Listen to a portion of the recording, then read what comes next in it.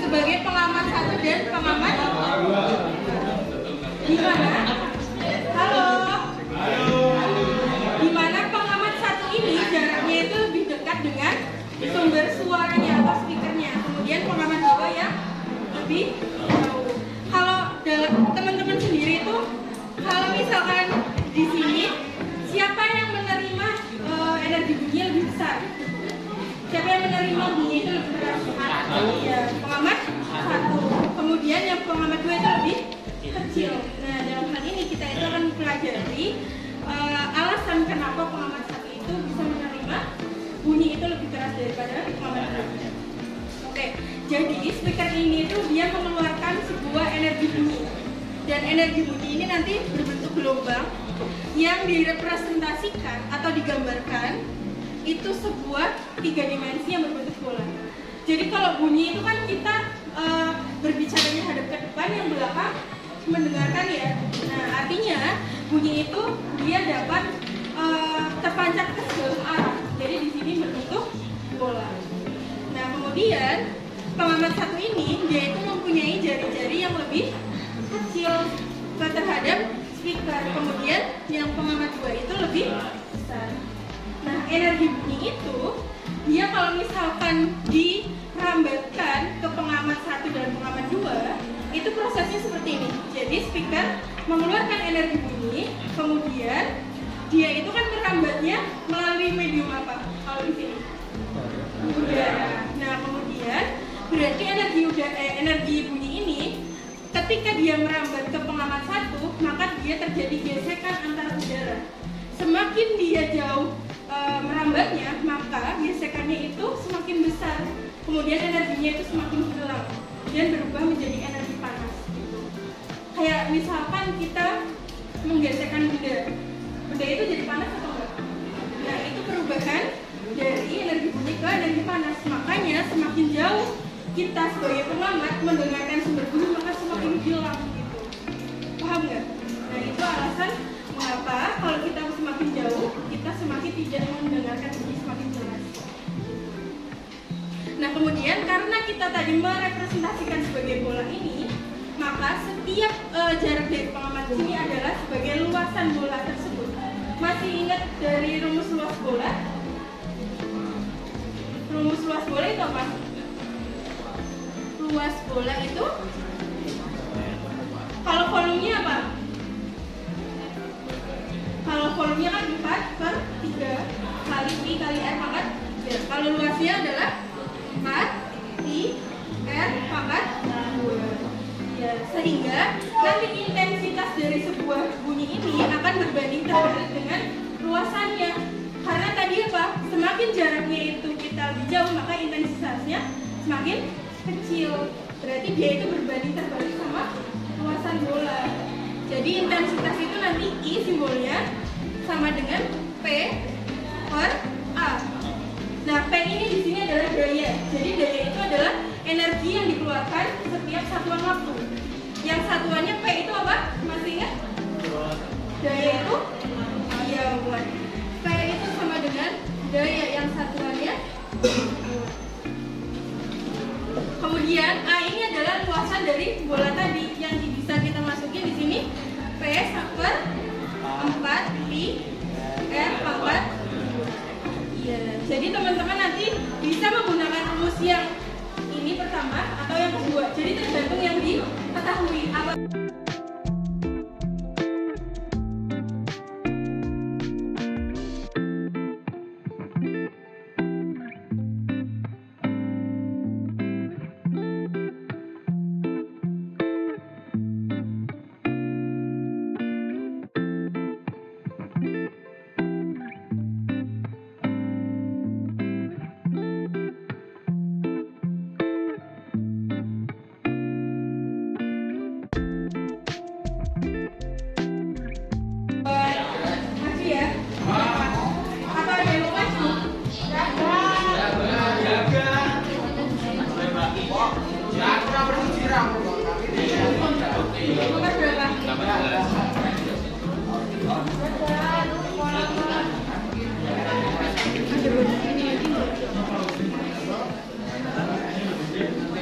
Yang nomor 2 ada yang mau maju atau mau Mbak tunjuk?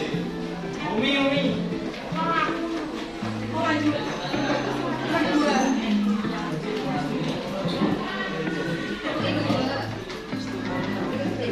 Mbak, bisa ini gimana? Masa curang gini, Mbak? Masih.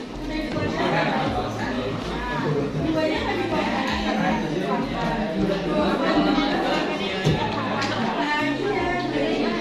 Berarti langsung jadi satu.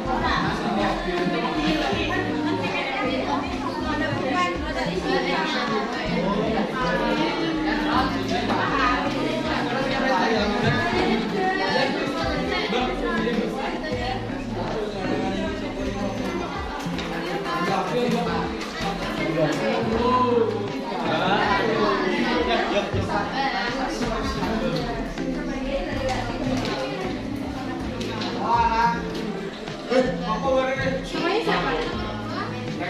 Itu bapak siapa?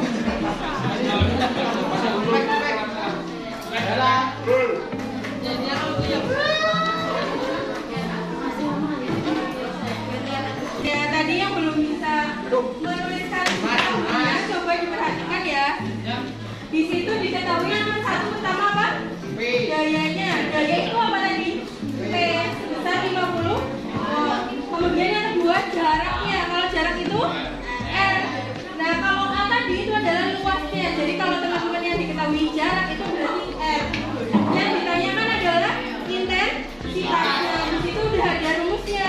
I itu sama dengan P per A dengan A nya itu adalah 4 pi R kuadrat. Maka kita masuk nilai P nya adalah 50. Kemudian per 4 nya kita tulis lagi 4 pi nya diganti dengan 3,14.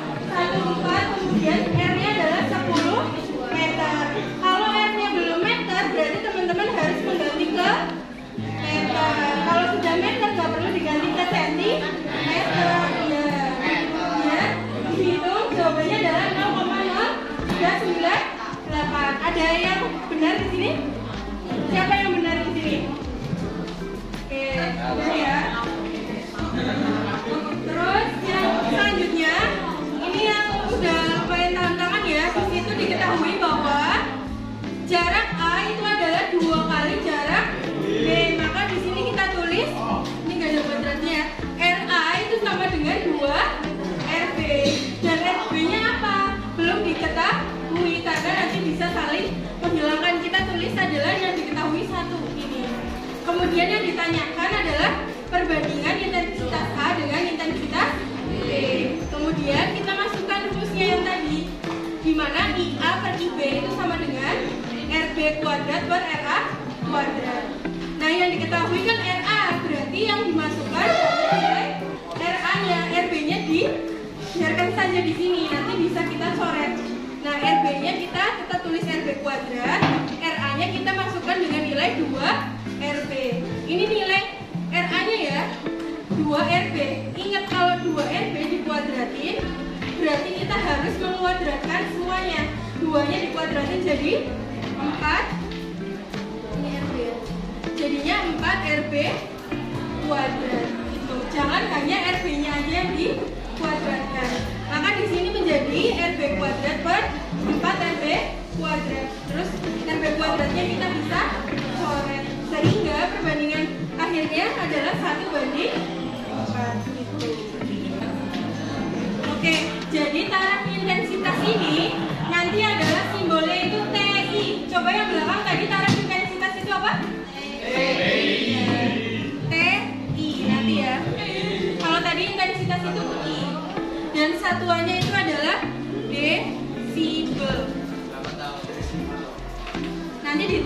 adalah D dan B besar. Satuannya jangan lupa desibel. Oke.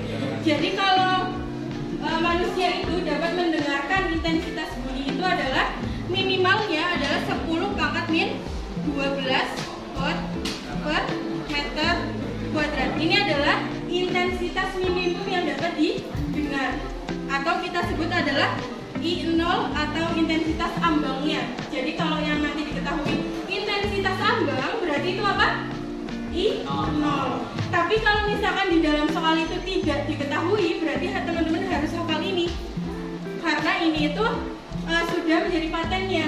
I0 sama dengan 10 pangkat min 12. Kalau di dalam soal nggak ada, harus hafal berapa?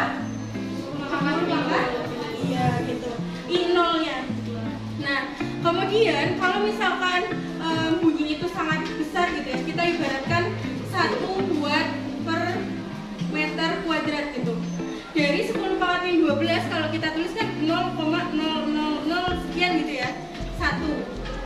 Nah, kemudian kalau ke 1 watt per meter kuadrat itu sangat jauh skalanya. Nah, maka di dalam taraf intensitas ini itu menyederhanakan skala ini. Kalau kita menuliskan dari 10 pangkat min 12 ke 1 itu kan sangat panjang ya, maka digunakan rumusan TI, di mana TI ini adalah apa di kertas? TI itu sama dengan 10 log I per I0.